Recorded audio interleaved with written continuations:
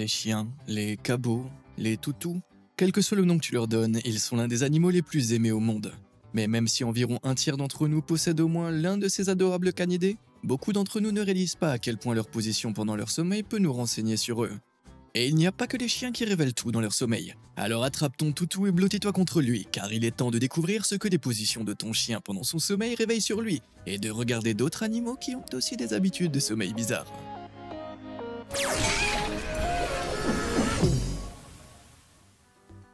Les dozing doggos. Les chiens ont l'étrange capacité de dormir dans des positions les plus folles. Si tu as toi-même un chiot qui a fait ses besoins, il a de fortes chances que tu l'aies déjà vu sur le dos, les pattes en l'air comme un fou ivre. Aussi inconfortable que cette position puisse paraître, c'est en fait un signe que ton chiot se sent décontracté. Il est très vulnérable dans cette position avec son ventre complètement exposé et tous ses organes vitaux avec. Alors bravo, ton chien te fait confiance pour ne pas le tuer pendant son sommeil. Une autre position courante est la crêpe. C'est donc une position de confiance et d'insouciance qui indique souvent un lien fort avec sa famille, c'est-à-dire avec toi. Ton chien adoptera peut-être cette position plus souvent s'il est plus âgé, car elle soulage les articulations raides, mais les chiens de tout âge adorent dormir ainsi. Et ils adoptent cette position n'importe où, même dans les endroits les plus ennuyeux. Garde un œil sur ton chien si tu le vois dans cette position. Il a beaucoup plus de chances de dormir en courant, et les rêves de ton chien peuvent être assez hilarants à observer.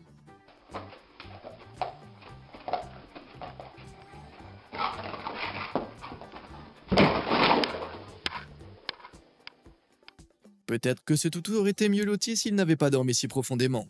Mais dans ce cas, il aurait pu ressembler un peu plus à ça. Si ton chien dort sur le ventre, les pattes avant repliées vers l'arrière, son sommeil est probablement assez léger. Bien qu'elle ait l'air incroyablement confortable, cette position est en fait assez serrée et ne permet pas aux muscles du petit de se détendre suffisamment pour entrer dans un sommeil profond. Elle peut indiquer que ton chien est d'une nature timide et douce, bien qu'il soit encore assez aventureux. Je te garantis que tu auras un sommeil fantastique si tu vas de l'avant et que tu appuies sur les boutons j'aime et s'abonner. En effet, tu pourras te reposer en toute sécurité, en sachant que tu ne manqueras plus jamais une autre de mes vidéos incroyables et instructives. Quoi qu'il en soit, où est-ce qu'on en était? Un chien qui dort en position recroquevillée que nous appelons boule de neige est également assez serré, mais il a une signification très différente de la dernière position que nous avons vue. La plupart du temps, cela signifie simplement qu'ils ont froid et qu'ils essaient de se réchauffer le plus possible. En se couvrant le ventre, ils essayent probablement de rester au chaud. Cependant, cela peut signifier qu'ils appréhendent quelque chose. Le fait d'être dans un nouvel environnement et d'être entouré de personnes différentes incite souvent un chien à dormir de cette façon, car cela le réconforte. Il est donc plus probable que tu observes ce phénomène chez un nouvel animal ou un animal errant. Une position bien plus étrange pour surprendre ton chien en train de roupiller et debout ou assis. Cela peut sembler assez comique, mais c'est peut-être tout simplement la façon dont ton chien est branché.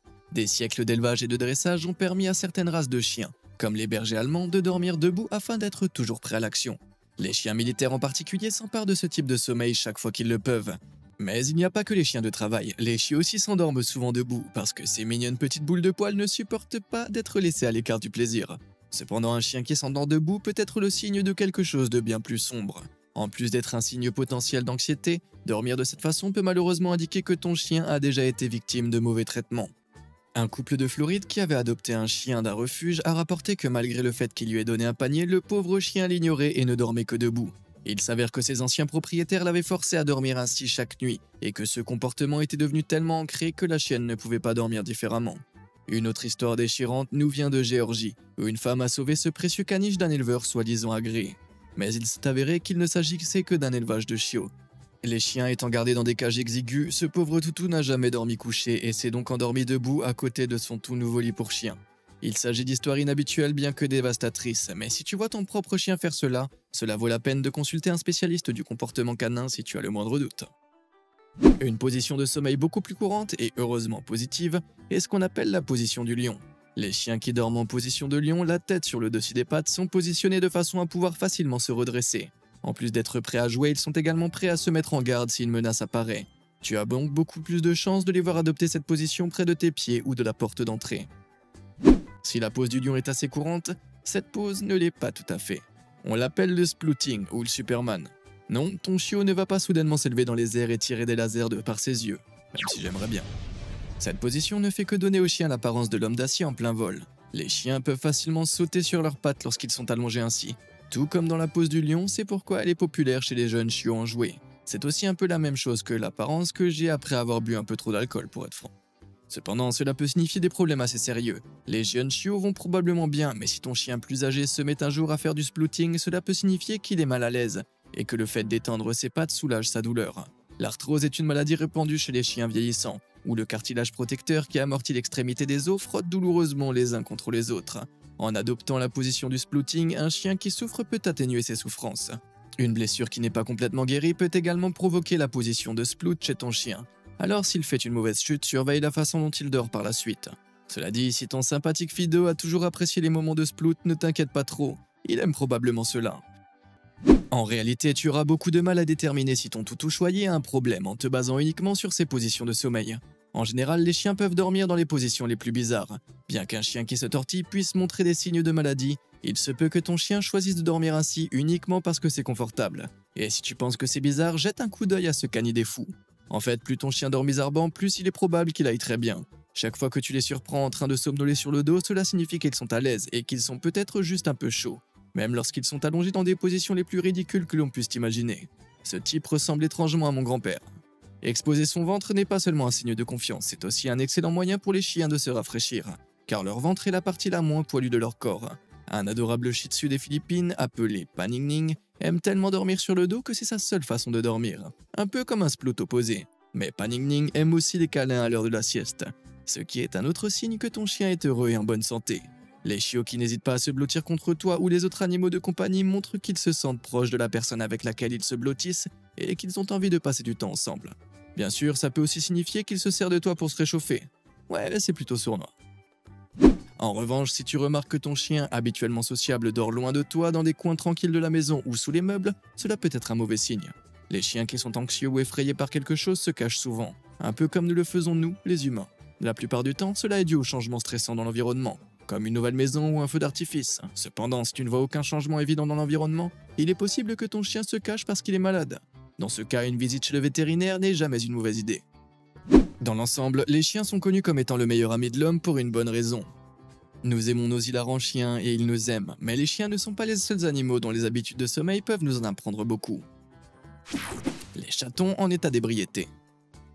Les chats sont tellement réputés pour leur sommeil qu'ils ont même inspiré le terme catnap. Et c'est mérité, les félins à fourrure sont connus pour dormir jusqu'à 20 heures par jour.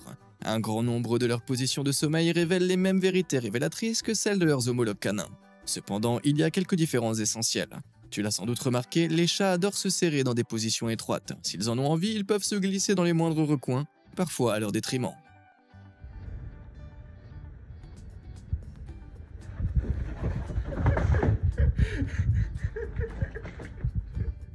La raison de cette obsession? Les espaces exigus leur permettent de se sentir plus en sécurité. Alors qu'un chien se cache lorsqu'il est anxieux, un chat se cache même s'il est de bonne humeur. Malgré ce que tu pourrais croire, les chats qui agissent souvent ainsi sont plutôt ceux qui sont audacieux et fougueux. Ils cherchent des endroits sûrs pour dormir parce qu'ils s'attendent à ce que les autres se jettent sur eux, comme ils le feraient pour toi. Si tu possèdes un chat, tu es peut-être aussi familier avec le look glamour des yeux entrouverts. Si leurs yeux ne sont pas bien fermés et que leurs oreilles sont tendues, ils se reposent mais ne dorment pas complètement. C'est souvent le cas des chats nouvellement adoptés qui ne sont pas encore adaptés à leur environnement. Ce comportement a évolué pour permettre d'attraper les proies qui s'aventurent trop près, ou de sauter hors de la trajectoire d'un danger, presque comme un sixième sens. Alors ne t'inquiète pas, ton chat a peut-être l'air d'un mort-vivant, mais il est en fait en état d'alerte. Loutre de mer endormie. Tu ne possèdes probablement pas l'une d'entre elles comme animal de compagnie, mais les loutres de mer ont des habitudes de sommeil parmi les plus mignonnes qui soient. Leur épaisse fourrure emprisonne une couche d'air autour d'elles, ce qui les rend incroyablement flottantes et leur permet de se détendre au maximum sur les vagues. Ouais. Cependant, ils risquent de s'envoler quand il est temps de dormir. Pour résoudre ce problème, ces créatures créatives s'enveloppent d'algues, ce qui les ancre au fond de l'océan et les empêche de partir à la dérive. Parfois, on peut voir jusqu'à une centaine de ces boules de poils flottants dormir ensemble de cette façon. Et tu sais ce qui est encore plus mignon? S'il n'y a pas d'algues à proximité, ces adorables petites bêtes se tiennent par la main pour ne pas flotter l'une contre l'autre lorsqu'elles dorment.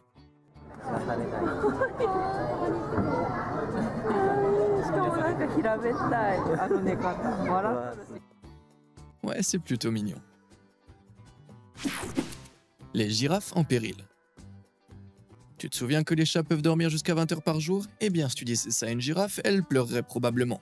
En effet, les girafes à grands coups ne dorment qu'une demi-heure par nuit, ce qui est le temps de sommeil le plus court de tout le règne animal. Elles vivent dans les vastes plaines ouvertes d'Afrique et malheureusement, il y a une tonne d'animaux qui vivent à côté d'eux et qui aiment le goût de la girafe. Ainsi, dormir pendant une longue période serait une condamnation à mort certifiée.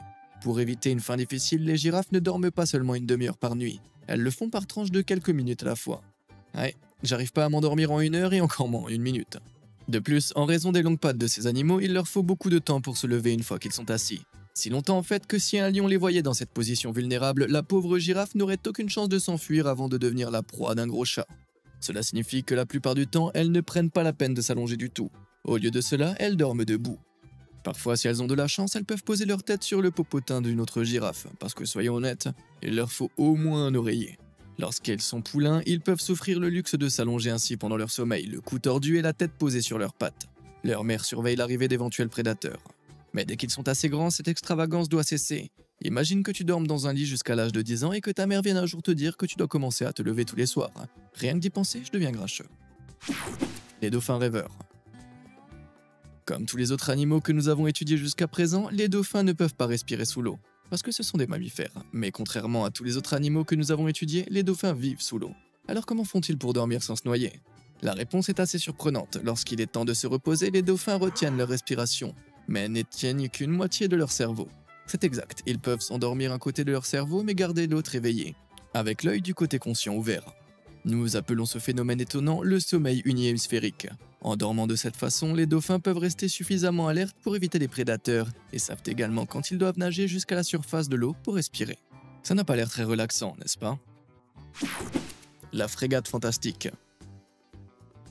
Pendant des années, les scientifiques n'ont pas pu comprendre le mystère perplexe de la grande frégate. Ces créatures majestueuses peuvent rester en vol jusqu'à 2 mois entiers sans se poser une seule fois. Comment font-elles pour ne pas se fatiguer et tomber du ciel comme des grosses boules de neige noires et oranges? Pour le savoir, un groupe de chercheurs a capturé certains de ces oiseaux dans leur habitat des îles de Galapagos et leur a implanté, voyons si je peux le dire, des électroencéphalographes, ou EEG, dans le cerveau. Ces petits bijoux de technologie peuvent lire l'activité électrique et détecter quand un animal est endormi ou réveillé. Après les avoir relâchés dans leur habitat, les chercheurs ont découvert que, chose incroyable, les frégates dorment en volant. Il le faut bien car même s'ils font de longues excursions sur l'eau, ils ne savent pas nager. Ouais, sacrée évolution. Heureusement, les oiseaux peuvent utiliser la même technique que les dauphins, le sommeil unihémisphérique, pour accomplir leur long voyage. En éteignant la moitié de leur cerveau et en ne gardant qu'un œil ouvert, ils peuvent encore décrire des cercles vers le haut grâce au courant d'air et éviter d'entrer en collision avec d'autres oiseaux. Ce qui est vraiment fou, c'est qu'ils le font pendant 45 minutes au cours d'une journée entière de vol, et qu'ils ne dorment que par paquet de 10 secondes. Si on considère que lorsqu'ils sont sur la terre ferme, les oiseaux dorment pendant 12 heures, il est assez incroyable qu'ils puissent fonctionner avec moins d'1/12e de cette durée. Oublie la grande frégate, je serai la frégate irritée avec si peu d'heures de sommeil. L'escargot célèbre. Les escargots ont la réputation justifiée d'être lents. Cependant, l'escargot du désert égyptien s'est taillé un nom bien différent, celui de l'un des dormeurs les plus bizarres du règne animal. En mars 1846, un petit escargot peu ordinaire a été ramené d'Égypte et ajouté à la collection d'histoire naturelle du British Museum. Supposé mort, il a été collé sur une planche et placé à l'intérieur d'une vitrine, où il est resté pendant 4 ans. Puis un jour, de mars 1850, le conservateur du musée remarque une étrange tache de saleté et un peu de bave dans la vitrine. Curieux, il a sorti l'escargot de son étui et l'a plongé dans un petit bol d'eau. Étonnamment, 2 petits tentacules sont sortis directement de la coquille, suivis rapidement par le reste du mollusque miraculeux. La nouvelle de l'escargot ressuscité s'est rapidement répandue et il est devenu une sorte de célébrité. Il s'est même fait tirer le portrait. Ainsi, lorsque l'escargot a fini par mourir, on l'a pleuré presque comme s'il avait été humain. Mais qu'est-ce qu'il s'est donc passé? Eh bien que l'on l'ait cru mort pendant 4 ans, l'escargot était en fait dans un état de torpeur, qui est similaire à l'hibernation mais sur une période beaucoup plus longue. La température de son corps a baissé, son taux métabolique a ralenti et c'est grâce à cela qu'il a pu survivre pendant une période de temps incroyable sans nourriture ni eau. Tu vois, si les escargots du désert restent trop longtemps sans humidité, ils tomberont dans ce sommeil profond pendant des années s'il le faut. Alors quand le petit bonhomme a fini par être plongé dans cette eau douce, il a dû se sentir comme le plus incroyable des jours de spa. Je parie qu'il a eu la bave de sa vie. Chauve-souris bizarre. Il est assez connu que les chauves-souris dorment la tête en bas. Mais peux-tu me dire pourquoi? En fait, c'est parce que leurs ailes ne sont pas assez fortes pour décoller d'une position verticale sur le sol. Et même si c'était le cas, ces bestioles à fourrure ne peuvent pas courir assez vite pour prendre l'élan nécessaire pour leur envol. Et en suspendant la tête en bas lorsqu'elles tombent, elles peuvent utiliser la gravité pour se donner de l'élan et se propulser dans les airs. Bon, ok, c'était pas si difficile, mais étant donné que les chauves-souris dorment environ 19 heures par jour, sais-tu comment elles parviennent à rester suspendues la tête en bas pendant tout ce temps sans tomber? Je pense que je t'ai compris. C'est parce que les serres des chauves-souris fonctionnent à l'inverse de la plupart des muscles. Leurs genoux sont tournés vers l'arrière. Cela signifie que lorsqu'ils se détendent, les tendons spéciaux bloquent les orteils et les serrent en place, de sorte que pendant qu'ils sont suspendus, le poids de leur corps et la gravité les maintiennent fermement en position. Les chauves-souris doivent physiquement fléchir les muscles de leurs jambes pour relâcher leur prise et s'envoler de leur perchoir, ce qui signifie qu'il n'y a aucune chance qu'elles tombent accidentellement. Poisson perroquet protégé. Quand t'as un gros rhume, c'est parfois compliqué de s'endormir, non? Eh bien la prochaine fois, tu devrais peut-être essayer de prendre une grande quantité de morve et de te l'essuyer. D'accord, ne va peut-être pas aussi loin, mais quelque chose de similaire fonctionne pour le poisson perroquet. Certaines espèces de ce poisson vivant dans les récifs ont des glandes spéciales sécrétant du mucus dans leurs branchies. Avant de s'endormir pour la soirée, les poissons utilisent ces branchies pour gonfler une grosse bulle de mucus qui entoure tout leur corps. Pendant longtemps, les scientifiques n'avaient aucune idée de la raison d'être de cette boule de morve géante. Et t'as une idée? Il s'avère que la bulle fonctionne en fait comme une sorte de bouclier contre ces choses. Crois-le ou non, il ne s'agit pas d'extraterrestres, mais en fait d'une espèce de minuscule parasite sous-marin appelé gnatide, dont les larves se nourrissent du sang des poissons. On comprend que les poissons perroquets ne les apprécient guère. Les méchants gnatidés rôdent à toute heure dans les récifs coralliens, mais pendant la journée, les poissons perroquets infectés peuvent chercher des poissons plus propres pour engloutir les parasites. La nuit en revanche, les poissons sont beaucoup plus vulnérables, ou du moins ils le seraient s'ils n'utilisaient pas leur super pouvoir de mucus pour se protéger. Non seulement le bouclier de morve bloque physiquement les gnatides, mais il bloque aussi l'odeur des poissons, que les parasites utilisent pour les traquer. C'est comme une moustiquaire aux stéroïdes, j'aimerais bien avoir ce pouvoir. Les morses farfelus. Quand je suis vraiment fatigué, il m'arrive de m'endormir dans des endroits plutôt inhabituels, comme le jardin, le sol de la cuisine, le lit de ta mère, bref, tous ces genres d'endroits quoi. Mais ce n'est rien comparé aux morses. Cet animal semi-aquatique est probablement le dormeur le moins difficile au monde. Il dort en flottant à la surface de l'eau, couché sur le fond en s'accrochant à la banquise avec ses défenses. Et il dort aussi sur la terre ferme. S'ils sont complètement immergés, ils utilisent le sommeil unihémisphérique, car comme les dauphins, ils ne peuvent pas respirer sous l'eau. Cependant, pour prolonger leur sommeil, ils gardent la tête hors de l'eau en se balançant comme une bouée. Cela est possible grâce à deux poches de peau extensibles situées de part et d'autre de l'œsophage du morse, appelées poches pharyngiennes. Ces poches peuvent contenir jusqu'à 13 litres d'air, et lorsqu'elles sont remplies, elles permettent aux morses de se tenir debout dans l'eau sans se noyer. De plus, en raison de l'absence de prédateurs, ils sont généralement en sécurité dans cette position. Cela signifie que lorsqu'ils sont sur la terre ferme, ils peuvent dormir pendant 19 heures sans se soucier de quoi que ce soit. Ne va pas croire qu'ils sont paresseux pour autant, ils n'ont besoin d'autant de repos que parce qu'ils nagent parfois sans arrêt pendant près de 4 jours. En novembre 2021, le temps le plus long qu'un humain ait passé à nager sans pause était d'un peu plus de 52 heures, établi par l'ancien nageur olympique Neil Agus. Et aussi impressionnant que cela soit, c'est toujours 32 heures de moins que le record des morses. Je suis sûr que Neil n'est pas pressé de le battre. Baleine fantaisiste. En 2008, une équipe de scientifiques se trouvait sur un bateau à la recherche de cachalots lorsqu'elle est tombée sur un spectacle très étrange. Un groupe de ces mammifères aquatiques dérivait verticalement, près de la surface de l'eau, immobile à l'exception du mouvement de la mer. Comme ces baleines capturées en 2020 en train de faire la même chose. Alors qu'on pensait que les baleines ne dormaient qu'horizontalement de façon unihémisphérique, ce qu'elles font, mais la vision étrange et mystique des baleines debout a tout changé. Aujourd'hui, nous savons que les cachalots peuvent aussi dormir, mais d'une façon très étrange. Lorsqu'ils s'endorment, les cachalots nagent vers le bas, tête la première et plongent dans un sommeil profond.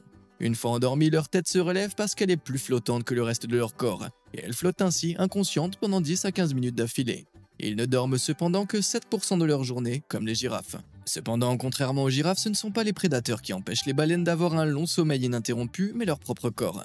Tu vois, ces baleines doivent être presque constamment en mouvement, sinon elles risquent de perdre trop de chaleur corporelle. Elles ne peuvent donc pas se permettre de dormir plus de quelques minutes à la fois, sinon elles risquent l'hypothermie. Bon, ça y est, je suis un peu à court d'histoire pour aujourd'hui. Est-ce que tu connais d'autres habitudes de sommeil bizarres chez les animaux? Est-ce que tu as remarqué que ton animal dormait dans des positions étranges récemment? Dis-le moi dans les commentaires ci-dessous, j'ai hâte de lire les positions les plus bizarres. Oh, et j'allais oublier. Et comme d'habitude et jusqu'à la prochaine fois, merci de nous avoir suivis.